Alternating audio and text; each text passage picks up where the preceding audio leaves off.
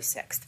I'm joined now by a member of that committee, Congressman Adam Schiff, Democrat from California, and chairman of the House Intelligence Committee. Congressman, thank you so much for being back on the show. Great to be with you.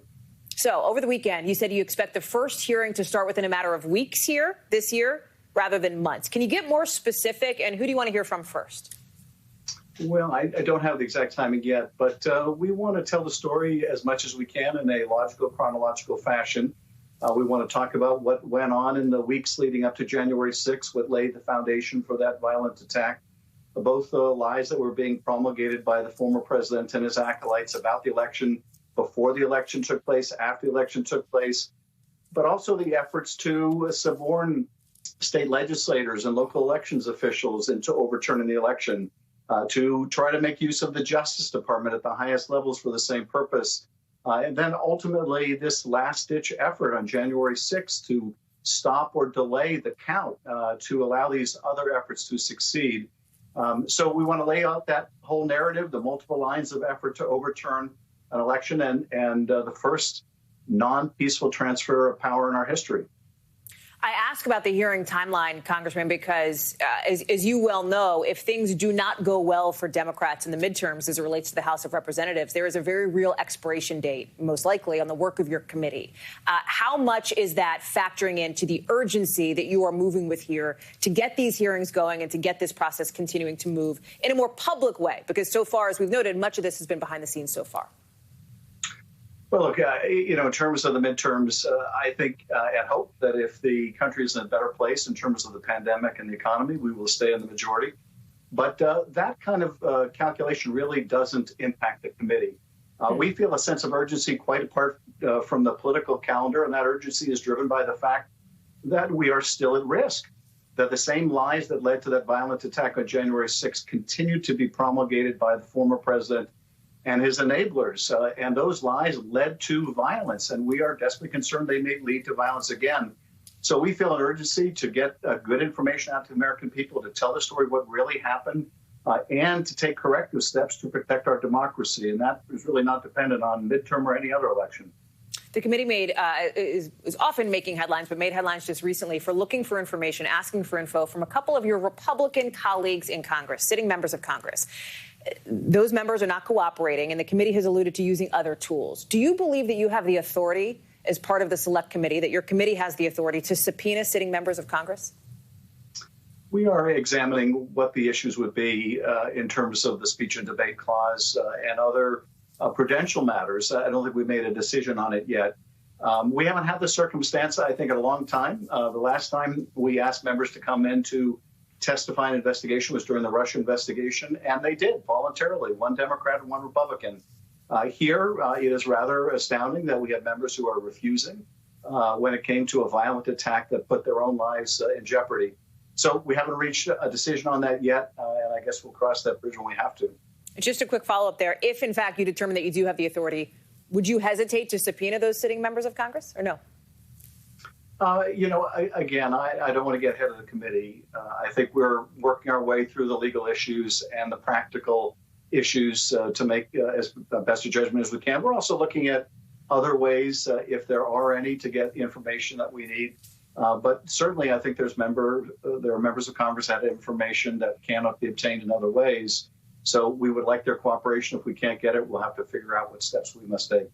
Chairman Thompson has said the committee believes former President Trump made several videos before the one he ultimately released, that little clip on January 6th saying, leave the Capitol.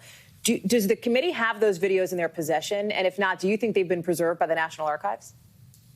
I don't believe that we have all of that video evidence. We certainly would like to get it. In terms of whether it is all in the possession of the archives, I don't know the answer to that. What we are learning is that members of the administration, including Mark Meadows, were using private devices to do government business, and we don't know whether they were following appropriate practices and providing those communications to the archives. It's more than ironic, of course, given how many of the same people castigated Secretary Clinton years ago. But consistency is not their trademark. part of your investigation is focusing on extremism and the organizers of the January 6th demonstrations. And in the past year, we know 725 people have been charged. But what's interesting is your Democratic colleague, Congressman Ruben Gallego, of course, of Arizona, says he thinks that the Attorney General, I don't know if you've seen these comments, he thinks that Merrick Garland has been very weak. He says many more organizers should have been arrested by now. Do you agree with that assessment? I'm deeply concerned that it is the foot soldiers who are being investigated and prosecuted, and that others that may have been involved in criminal activity do not appear to be under investigation. And to me, the most pointed case is the former president on the phone with the on the phone with the Secretary of State of Georgia, yes, trying to get that secretary to find 11,780 votes that don't exist. I think if anyone else were on the phone and recorded a conversation like that, we would be under investigation.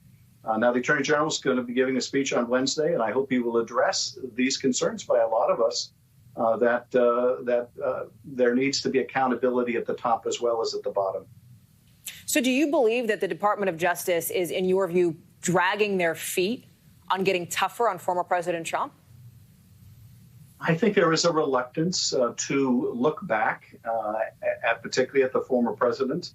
And while I understand that reluctance, I think it has to give way to a far more important consideration, which is you can't take the position, as the Justice Department did for 4 years, that a sitting president cannot be prosecuted, and then take the position as a practical matter that neither can a former president. Because if you do, then the president becomes above the law. And I think that is a very dangerous idea that the founders would have never subscribed to. So I think that any substantial allegations of criminality, propriety, of the former president or anyone else need to be investigated. And then the Attorney General needs to make a decision about prosecution. But you can't simply ignore the role of very high-ranking people in potential crimes related to overturning the election.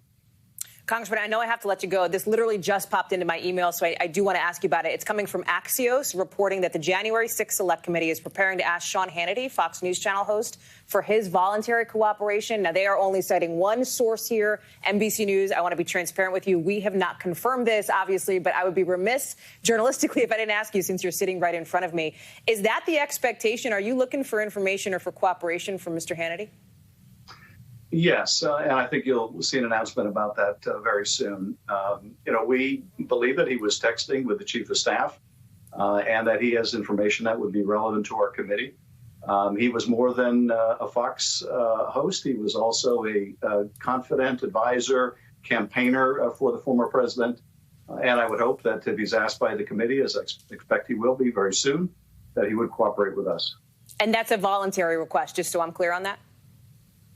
My understanding, and you'll get confirmation of this very soon, is that we are making a voluntary request that he speak with the committee. Congressman Adam Schiff, thank you very much for being with us this afternoon. As always, we appreciate your time and your insights, especially this week.